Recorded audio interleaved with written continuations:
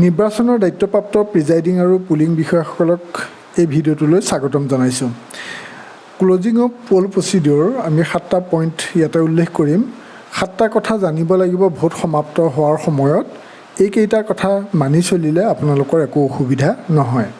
1 number কথাটো হ'ল, যেতিয়া ভোট আপুনি সমাপ্ত কৰিব বিচাৰিছে, যেতিয়া লাইনত কোনো ভোটাৰ্ছ নাই আৰু সময়ো হৈ গৈছে, তেতিয়া আপুনি ভোট যিহেতু বন্ধ কৰিব লাগিব, তেতিয়া আপোনাৰ কি কৰিব লাগিব, যেতিয়া ভোট আপুনি ক্ল'জ কৰিব বিচাৰিব, তেতিয়া 1 নম্বৰ পইণ্টটো হৈছে কণ্ট্ৰল ইউনিটৰ ক্ল'জ বুটনটো টিপিব লাগিব। তাৰ 2 নম্বৰ পইণ্টটো হৈছে ক্ল'জ বুটনটো টিপাৰ পিছত কণ্ট্ৰল ইউনিটৰ যিটো মূল মেচিনটো, সেই কণ্ট্ৰল ইউনিটৰ টোটেল বুটনটো টিপিব লাগিব। টিপি পেলাই তাত আপোনাৰ কিমান টোটেল ভোট দেখুৱাইছে সেইটো আপুনি চাব লাগিব আৰু নোট কৰি ল'ব। আৰু সেই কথাটো ক'ত লাগিব, ফৰ্ম 17 শ্বীট লাগিব আৰু প্ৰিজাইডিং অফিচাৰ্ছ ডায়েৰী তাত দৰকাৰ হ'ব। প্ৰিজাইডিং অফিচাৰ ডায়েৰীত আপুনি তথ্যটো লিখিব লাগিব আৰু 17 শ্বীটো লাগিব।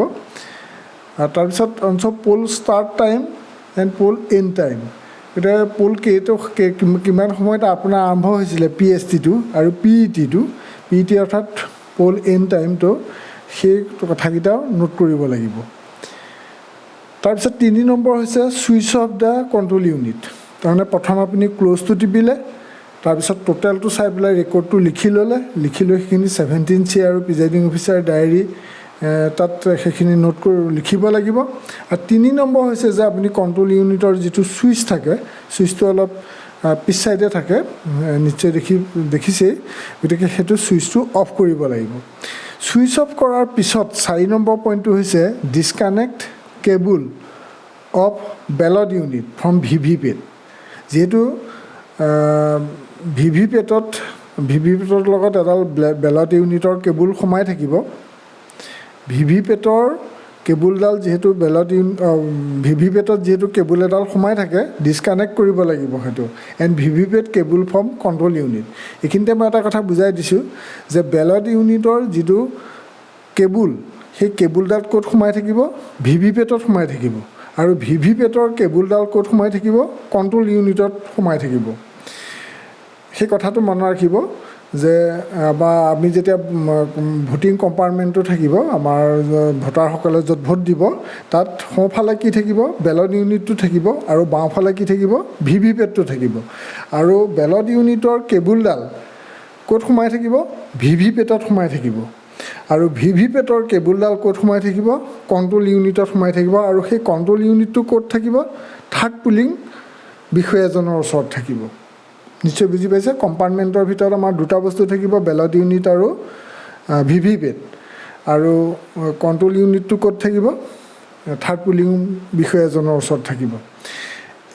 ছুইচ অফ কৰাৰ পিছতহে আচলতে ডিছকানেক্ট কৰিব লাগে। ডিছকানেক্ট কি কৰিব, এই VVPATৰ পৰা কেবুলডাল আঁতৰাই দিব যিডাল বেলট ইউনিটৰ সোমাই আছিলে, আৰু VVPATৰ যিডাল কেবুল সেইডাল কণ্ট্ৰল ইউনিটৰ পৰা আঁতৰাই দিব লাগিব। 5 নম্বৰ পইণ্টটো হৈছে যে remove power pack from VVPAT। এতিয়া আপুনি VVPATৰ যিটো বেটাৰী, সেই যিটো পাৱাৰ পেক বুলি কোৱা হয়, সেইটো ৰিমুভ কৰিব লাগিব। পাছফালে ঢাকনাখন খুলি দিলে আপুনি বেটাৰীটো অকণমান জোৰ লাগিব, এনেকৈ টানি আনিলেই বেটাৰীটো মানে খুলিব পাৰিব। বেটাৰীটো খুলিব লাগিব 5 নম্বৰ পইণ্টত।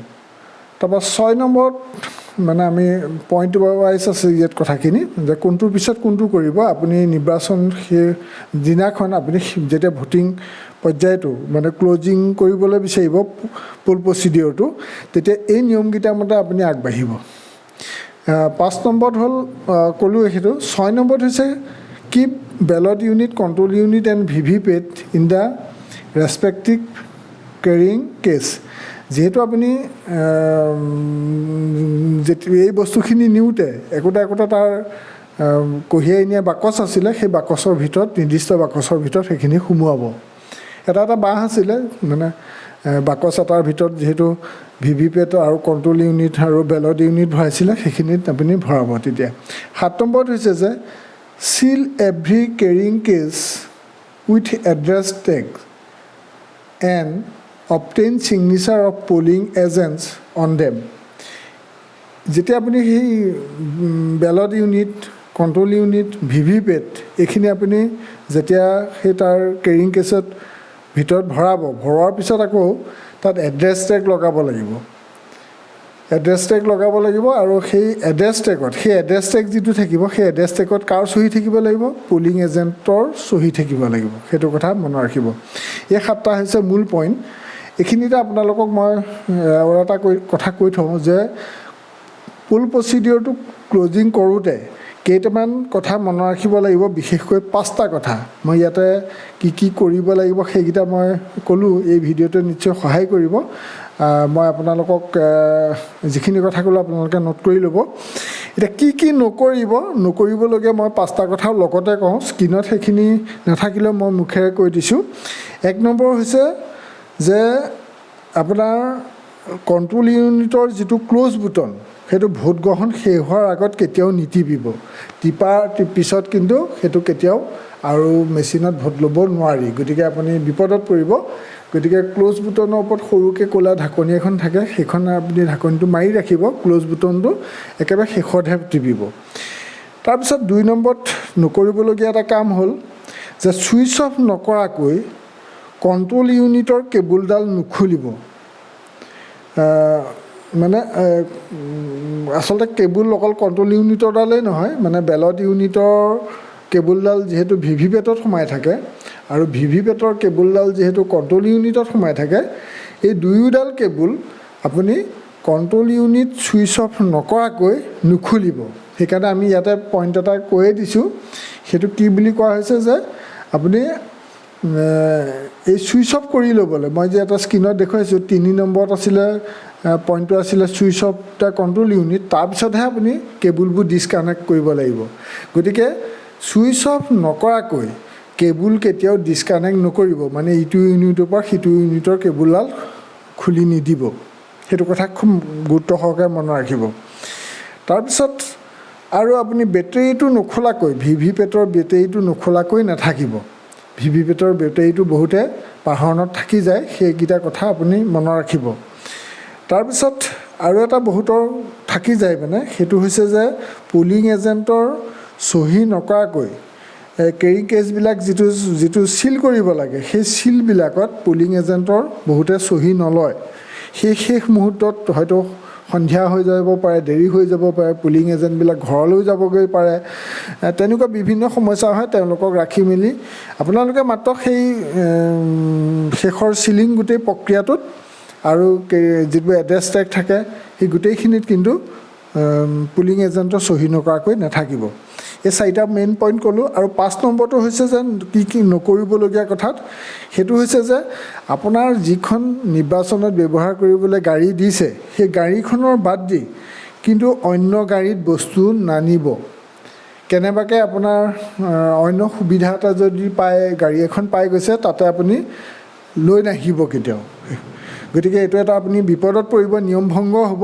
যিখন গাড়ীত আপুনি বস্তুখিনি নিছিলে সেইখন গাড়ীত তেনেকুৱা নিৰ্বাচনৰ দায়িত্বত থকা গাড়ীতহে আনিব কেতিয়াবা ছেক্টৰ অফিচাৰৰ পৰামৰ্শমতে হয়তো নিয়া গাড়ীখনৰ বদলি কেইবাটাও মানে ভোট চেণ্টাৰ মিলাই পেলাই ডাঙৰ গাড়ী এখনো দিব পাৰে অৰ্থাৎ নিৰ্বাচনৰ মানে দায়িত্বত থকা গাড়ীতহে আপুনি আহিব পাৰিব গতিকে যিকোনো বেলেগ গাড়ীত কেতিয়াও নাহিব এইকেইটা কথা ক'লোঁ আৰু দৰকাৰী কেইবাটাও কথা আছে আপোনাৰ মতামত কমেণ্ট ছেকশ্যনত লিখিব আৰু আপোনালোকক জনাই থওঁ যে প্ৰিজাইডিং অফিচাৰৰ বিভিন্ন প্ৰয়োজনীয় video' first polling second polling আৰু থাৰ্ড পুলিঙৰ ডিউটি সম্পৰ্কীয় আমি বহুকেইটা ভিডিঅ' ইতিমধ্যে আমাৰ চেনেলত দি থৈছোঁ আৰু সেই গোটেইখিনি ভিডিঅ' একেলগে প্লে'লিষ্ট কৰি আমি আপোনাৰ এইটো ভিডিঅ'ৰ ডেছক্ৰিপশ্যনত দি থৈছোঁ আপুনি ভিডিঅ'টোৰ ডেছক্ৰিপশ্যনলৈ যাওক তাতে লিংকটো পাব লিংকত গ'লেই গোটেই ভিডিঅ'খিনি পাব আপুনি নিশ্চয় নিৰ্বাচনত এই ভিডিঅ'খিনি যদি আগতীয়াকৈ চাই লয় সহায় হ'ব আজিলৈ সামৰিছোঁ